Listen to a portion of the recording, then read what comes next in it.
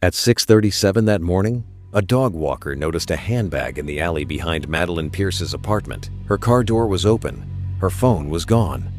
And the woman who owned both had already warned people for months that if anything ever happened to her, it would not be random. She had filed reports. She had changed her routine. She had asked for help. 5 days after her most recent complaint, her apartment went silent. At 6:37 a.m. on November 12, 2021, a dog walker cutting through the back alley behind Westbridge Lofts in Columbus, Ohio, noticed a light still on in a second-floor apartment overlooking the parking lot. That alone wasn't strange. What stopped her was the open gate. The side security gate was never left open overnight. Then she saw a black leather handbag on the ground near the stairwell, its contents partially spilled across the wet concrete. A phone charger, lip balm, a folded receipt, one earring. Several feet away, beneath the glow of a flickering security light, sat a silver 2019 Nissan Altima with the driver's door cracked open and the dome lights still shining. The engine was off. The keys were gone. The driver's seat was empty.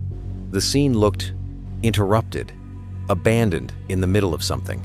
She stepped back, called 911, and within minutes, the alley behind Westbridge Lofts was sealed off with yellow tape. The car belonged to Madeline Pierce, a 27-year-old elementary school teacher who, according to her family, had spent the previous several months trying to convince people that one specific man was not going to let her move on. Madeline Pierce was born on February 3, 1994, in Dayton, Ohio, the oldest of 2 daughters in a close, affectionate family. She was the kind of person who remembered how every child in her class liked to be greeted in the morning, the kind who sent handwritten thank you notes, the kind who stayed after work helping parents who were worried their kids were falling behind. Her younger sister, Alyssa Pierce, would later say, "Maddie made people feel safe. That was just who she was." By 2021, Madeline had built a life that looked modest, steady, and full of small joys. She taught 2nd grade at Lincoln Grove Elementary, lived alone in a renovated brick loft near downtown Columbus, and spent weekends baking, thrift shopping, and calling her mother on speaker while cleaning the apartment. She loved autumn candles, old sitcom reruns, and keeping fresh flowers in her kitchen. Her life looked ordinary in the best possible way. But behind that ordinary life, fear had slowly become part of her routine. She met Derek Hollowell on July 18, 2020, at a friend's rooftop birthday party in the Short North Arts District. He was 31, polished, easy to talk to, and worked in commercial insurance sales. Madeline's best friend, Tessa Romano, later said, "At first, he seemed exactly like the kind of person you'd trust. He listened. He remembered details. He made her feel chosen." Their relationship moved quickly. By September 2020, they were spending most weekends together. By November, he had helped her build bookshelves for her apartment and had started casually talking about the future. To Madeline, it felt serious, stable, adult. But like so many controlling relationships, the warning signs arrived disguised as affection. Derek wanted to know when she got home from work. He asked why she hadn't replied fast enough. He got irritated when she made plans with friends without telling him first. At first, he framed it as concern, then as honesty, then as proof that she wasn't fully invested. Madeline once told Tessa that Derek became upset because she silenced her phone during parent-teacher conferences. Another time, he showed up outside her apartment with takeout after she had specifically said she wanted a quiet night alone. He laughed when she looked surprised, said he was just being sweet. The pattern repeated. Small boundary crossings, then apologies, then bigger ones. By spring 2021, Derek's behavior had turned openly controlling. He criticized Madeline's friends, questioned male co-workers, wanted her to share her location for safety. He became angry when she refused. He once accused her of hiding something because her drive home from school took 12 minutes longer than usual. Madeline later told her sister that she had started feeling tense every time her phone buzzed.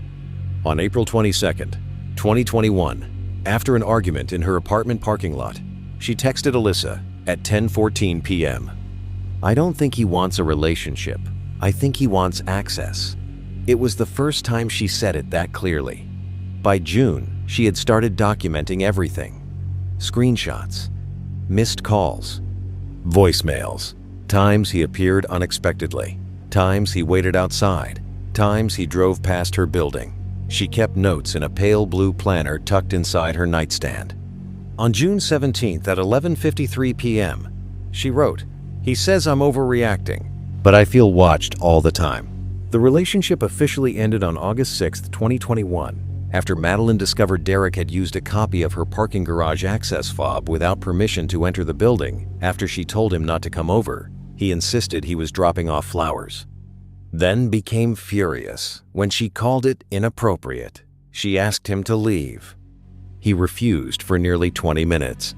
On August 9th, Madeline filed a police report documenting harassment and unlawful access concerns. No immediate charges were filed, but the complaint was recorded. She changed her building code, asked management to flag his name, switched parking levels, started leaving school through a different exit. Still, Derek didn't stop. He used new phone numbers, new email accounts, anonymous deliveries, a note under her windshield wiper that read, "You can't just erase what we had." On October 29th, after Derek allegedly grabbed her wrist outside a pharmacy and blocked her from getting into her car, Madeline petitioned for a temporary protection order in Franklin County Court. During the hearing, she described repeated unwanted contact, escalating surveillance, and fear that he was monitoring her routine. The order was granted. Derek denied everything and called the relationship emotionally complicated. But privately, Madeline told Tessa something far more chilling. "He doesn't want me back," she said. "He wants me scared." Then came November 11th, 2021. Madeline worked a normal Thursday and left Lincoln Grove Elementary at 4:19 p.m. Security footage showed her carrying a canvas tote bag, a stack of graded papers, and a grocery bag from the Teachers Lounge fundraiser. At 5:02 p.m., she stopped at Parkview Market and bought tomato soup, bread, sparkling water, and a bouquet of white chrysanthemums. At 6:11 p.m., she called her mother during the drive home. Her mother, Janet Pierce, later remembered Madeline sounding tired but hopeful. She said, "It's been quiet for a few days. Maybe it's finally calming down." It would be the last time she spoke to her daughter. At 8:26 p.m., Madeline texted Tessa, "Think his car is outside again." Tessa told her to lock the door and call police. At 8:31 p.m., Madeline contacted the non-emergency line and reported a dark gray 2017 Jeep Cherokee idling near the rear lot of Westbridge Lofts. Officers drove through at 8:49 p.m., but the vehicle was gone by the time they arrived. At 10:07 p.m., Madeline sent one final text to Alyssa. "If he shows up tonight, I'm not answering the door." That was the last message anyone received from her. Investigators later reconstructed the final hours with chilling precision. At 11:18 p.m., a hallway camera inside Westbridge Lofts showed Madeline stepping out of her apartment in sweatpants and a cream cardigan, glancing toward the stairwell as if she had heard something. She looked tense, alert. She went back inside after a few seconds. At 11:46 p.m., a resident in the unit below reported hearing a sharp knock, then a male voice in the hallway, then what sounded like a door hitting the wall. Not a scream, not a crash. Just sudden tension, then silence. At 11:58 p.m., a security camera near the side stairwell captured brief movement near the gate leading to the alley. But the angle was partially obstructed. When detectives processed the scene the next morning, they found evidence suggesting a sudden confrontation had spilled from the apartment toward the rear exit. Inside Madeline's loft, there was an overturned dining chair near the kitchen island, a broken ceramic mug on the floor, and papers scattered from a grading folder. The deadbolt was unlocked, but the chain latch had been torn from the frame. On the hallway carpet just outside her door, investigators found a torn button and several strands of dark fabric. Near the stairwell, there were scuff marks on the metal railing and a broken acrylic nail. In the alley below, Madeline's handbag was on the ground, partially open. Her Altima sat at an angle with the driver's door ajar. A heel was found near the rear bumper. A thread from her cardigan was caught on the latch of the open side gate. Step by step, detectives traced the path from the apartment doorway to the hallway to the stairwell to the alley and toward a narrow service lane behind the building. Police withheld the most sensitive details from the public, but they later confirmed one critical fact. The evidence showed Madeline fought to break free. From the beginning, Derek Hollowell denied any involvement. He told detectives he had been home alone in Dublin, Ohio, nearly 20 minutes away. He said he had not seen Madeline in weeks and claimed he was fully complying with the protection order. But the timeline began to collapse almost immediately. A traffic camera captured a gray Jeep Cherokee registered to Derek traveling east on West 5th Avenue at 11:09 p.m., headed toward Madeline's neighborhood. His phone stopped transmitting location data at 10:52 p.m. and did not reconnect until 3:06 a.m. When detectives searched his vehicle, they found plant debris and alley grit consistent with the service lane behind Westbridge Lofts. More importantly, they recovered fibers matching Madeline's cream cardigan and a fragment from the broken ceramic mug found in her apartment lodged in the rear floor mat. But the most disturbing discovery came during a search of Derek's place, storage locker on November 17th. Inside were printed screenshots of Madeline's school calendar, maps of her commute, copies of her protection order paperwork, and handwritten notes tracking which parking level she used on different days. Detectives also found folders containing old photographs, saved messages, and notes related to two former partners in Cincinnati and Indianapolis. Both women later described eerily similar behavior: obsessive monitoring, surprise appearances after breakups, escalating threats disguised as concern, and repeated violations of personal boundaries. One former girlfriend told prosecutors he didn't want the relationship back. He wanted the power to decide when it was over. Derek Hollowell was arrested on November 19, 2021, and charged with first-degree murder, aggravated stalking, kidnapping, burglary, and violation of a protection order. His trial began on August 8, 2022, at the Franklin County Courthouse.